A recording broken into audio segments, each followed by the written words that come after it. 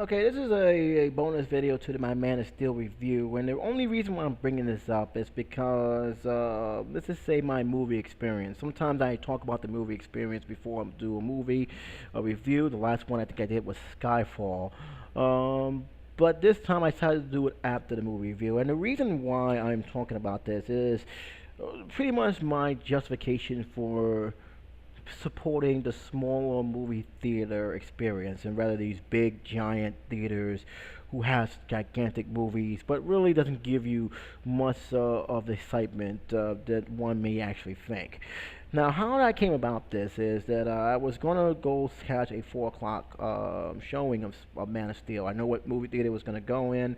There's only a few blocks away from where I'm living at now, so I decided to walk there, and I saw there was no line, kind of surprising, and I saw that Man of Steel was pretty much heavily promoted. I looked at the price tags of the movie that they are charging, and I didn't got no more than three yards when I realized that it only had the 3D, not the 2D. That was mistake number one. When I saw the price of the movie, I was just my jaw almost dropped.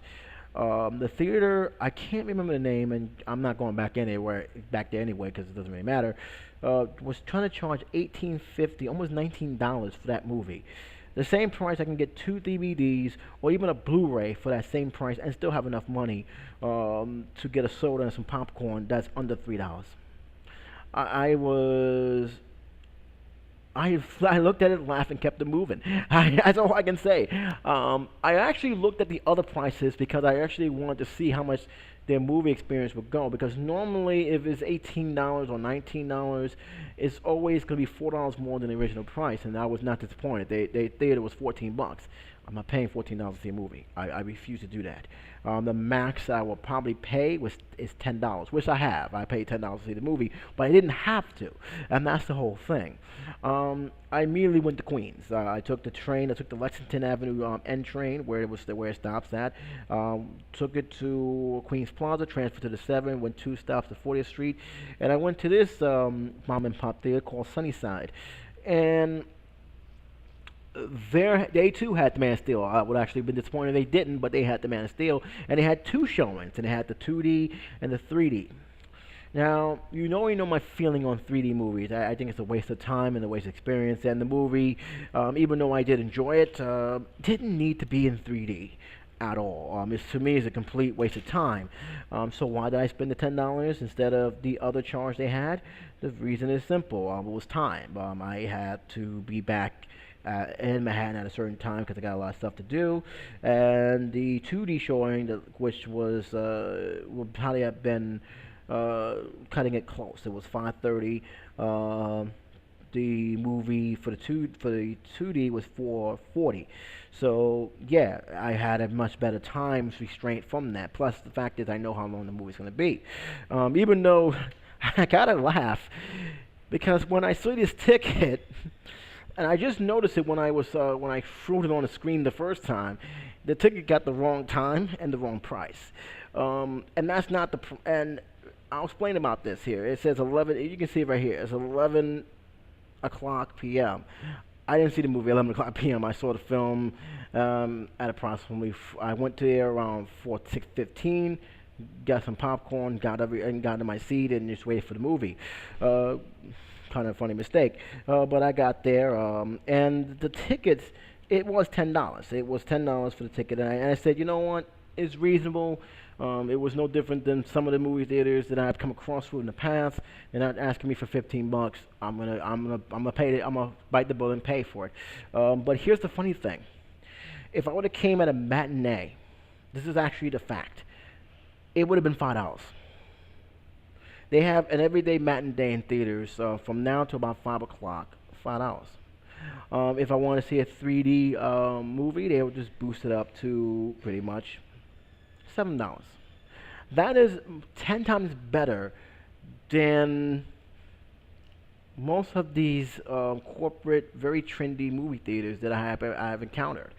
And I say that for a reason. I'll get back to in a second. So I went inside, and the funny thing is, before you even go in the theater, you actually get to see the popcorn concession. I went in there, and this is how you know this is not a corporate theater, but a mom and pop theaters. You know those big popcorn, those bag of popcorn with the corporate names?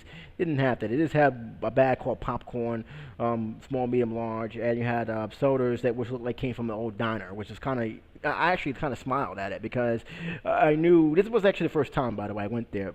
So I knew that this is not someone that's corporate owned. This is actually, it really is a mom and pop's run theater, and it had that feel. I looked at the price and it said, you know what? I'm gonna buy a small popcorn, which is satisfying me, and a small soda, which also satisfied me, and I still managed to save $10. I spend only $5.50. That's how much I spend for those two. To me, it was worth it. It was satisfying versus the $13 for the same small popcorn and the same small sodas in those major corporate theaters. I'm doing the math here, guys. There's the reason why I'm saying this. I brought my book bag with me, and I didn't mind them chewing the check because they have to make sure that you ain't bringing anything illegal in there.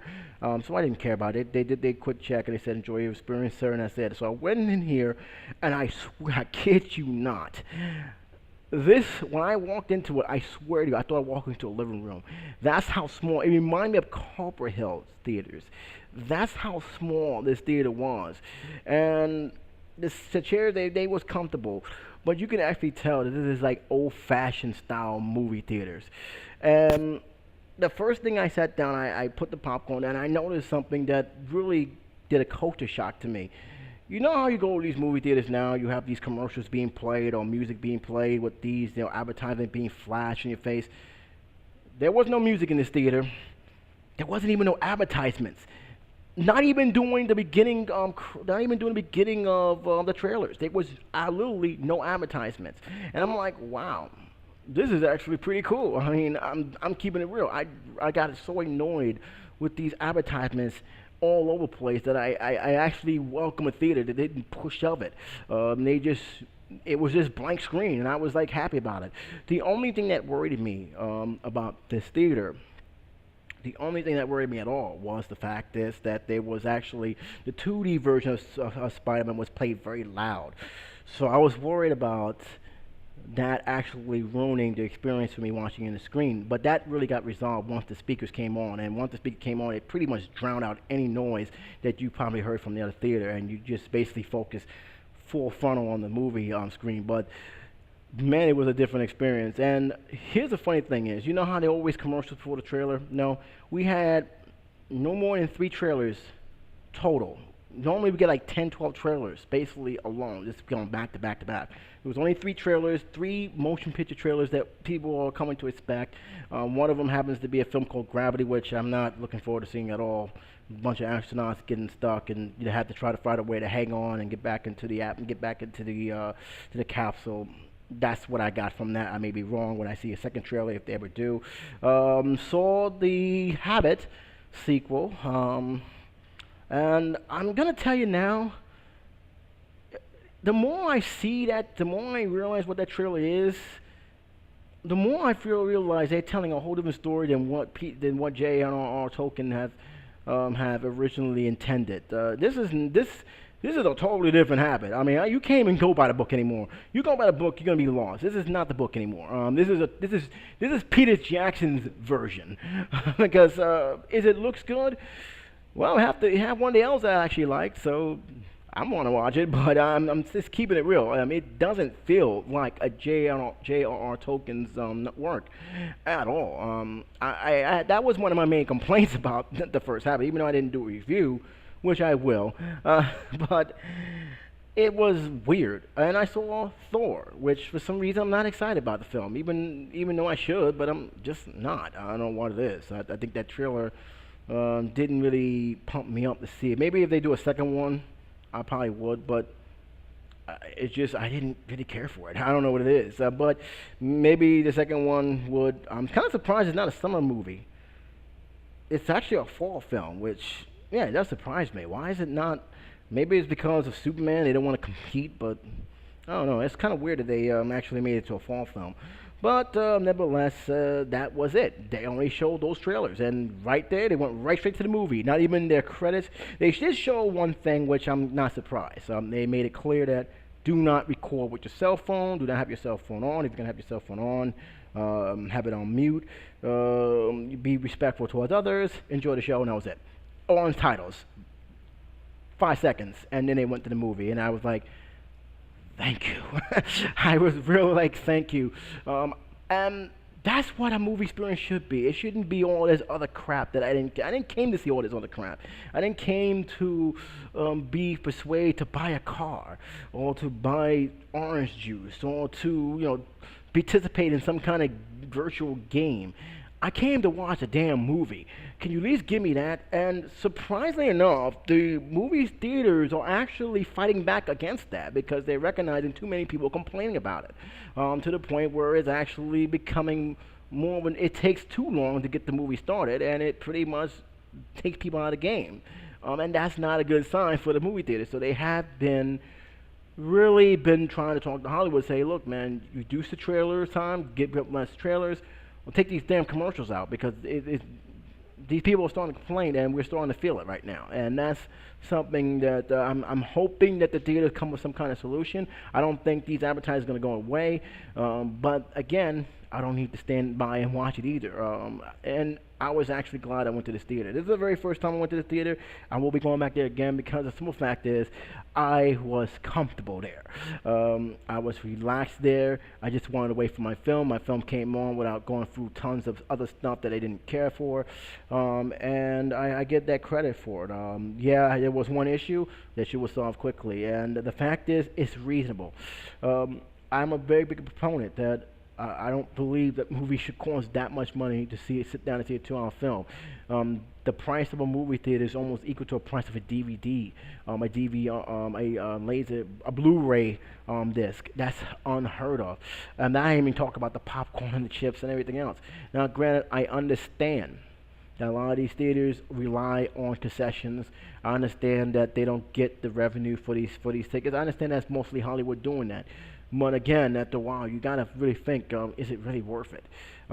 Look, I was gonna see Superman regardless. I was gonna see it. I was gonna review it. I was gonna, get my own take about it. I was gonna keep it spoiler free, but I wasn't going to spend my hard-earned money to the bone just to see this movie. The last time I did that, I really was disappointed. I felt I got gypped, even though it wasn't technically their fault. They didn't force me to go into these movies, but I really felt gypped. I paid $15 for a movie, and then additional $20 just for popcorn and soda. What the hell? No, I will not do that again. That's not going to happen.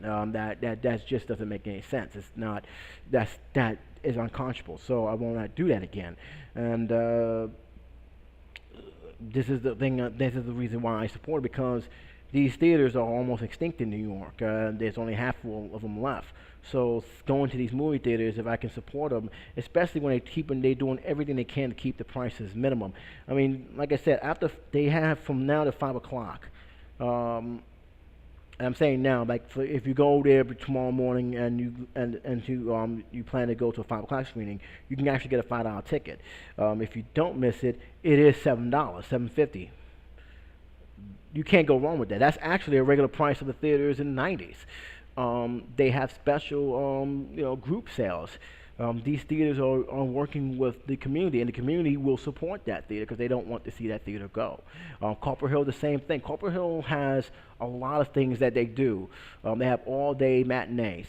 They have bring your baby to the movie theater where parents with newborn babies or babies in the strollers can actually watch the movie theater, and nobody's going to complain because everybody should know at this time all these are people with babies. So I think that's a clever idea. They are catering to the community, and this theater does that. And a lot of these independent theaters do this, and they do this because they need to survive. You're not going to get too many bring your baby to movie theater week to these big theaters. You're just not, and that's why I support these small ones. Not to mention the fact that it keeps my wallet full throughout the day. So yeah, that was my experience. Now, as for the 3D. Look, again, I'll say this. if you really don't want to watch the 3D movie, find a theater that don't have the 3D. To me, again, gimmick. I wouldn't have watched it in 3D had it not been the fact that I had to get back here as soon as possible. So that's the only reason why I did it. 5:30 screening was cutting it close. 4:30 screening wasn't. That's the whole difference, the hour difference between the two. So that was my reasoning for going with 3D. But I still got my money's worth. Still watched a good movie, despite the fact that 3D was crap. I don't rate 3D anyway, so lucky for them. And for overall, if you're in the Queens area and you happen to drop by and you want to save some money, Sunnyside is pretty much good to go. I mean, it's very reasonable. It ain't no knuckleheads screaming over the movie theaters, and that's how it is. And this on a side note, I wasn't the only one who went to that theater because of the same thing. A couple was sitting next to me. We was talking, and I told him I wouldn't have been here if it wasn't for the fact is that theater that I was in Manhattan tried to charge me $18, and the lady said, "Yeah, so do we." When they told us about, I don't know what theater it was, they was telling them that they had to pay like $16. She just was surprised, and she said, "This is like they just moved in New York. They was never heard of a $14 ticket before. They heard of $10.50, but never $14. So they was not spending almost $30 for see a movie either, and that was evidence. So we talked a little bit, and then once the movie went off, we just was glued to the screen. So it really it tells you a lot that how people are saying how ridiculous these prices are getting, and I hope. I hope something is done. I doubt it, but I hope something is done because the price of that and the fact that these 3Ds and these commercials is killing the experience. It really is. It's killing the experience. And the fact that I went to a theater, they didn't have none of that, I was having a ball. I really was. Well, that's it, guys, for this bonus feature. Hope you guys, if you guys have any comments, leave it down below. Until then, J77 saying take care.